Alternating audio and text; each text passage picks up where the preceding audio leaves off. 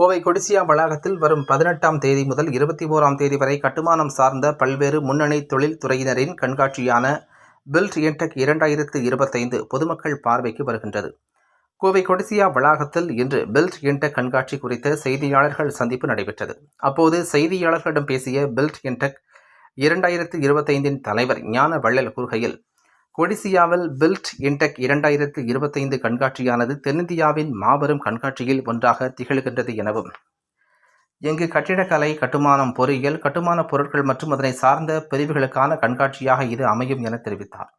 கட்டுமான துறை சார்ந்த நவீன தொழில்நுட்பங்கள் மற்றும் செயல்முறைகள் குறித்து இங்கு காட்சிப்படுத்தப்பட உள்ளது என கூறியவர், பில்ட் இன்டெக் 2025 எனும் கண்காட்சி தனது 14வது பதிப்பை தற்பொழுது காட்சிப்படுத்தப்பட உள்ளது என்றார். ஏப்ரல் 18ஆம் தேதி முதல் 21ஆம் தேதி வரை கொடிசியா அரங்கில் காட்சிப்படுத்தப்படும் இக்கண்காட்சியில் இந்தியாவின் முதன்மையான கட்டிட மற்றும் கட்டுமான கண்காட்சியாக நடைபெறும் என தெரிவித்தார். இந்த கண்காட்சியில் நவீன கட்டுமான பொருட்கள், சேவைகள் மற்றும் கட்டுமான எந்திர தொழில்நுட்பங்கள், கட்டுமான முறைகள் மற்றும் கட்டுமான திட்டங்கள் குறித்த விவரங்கள் இடம்பெற உள்ளது எனவும், கட்டுமான துறை சார்ந்த விவரங்களை பகிர்ந்து கொள்வதற்கும் வியாபார தொடர்புகளை உருவாக்கிக் கொள்வதற்கும் இக்கண்காட்சி ஒரு மிகச்சிறந்த தளமாகும் என தெரிவித்தார்.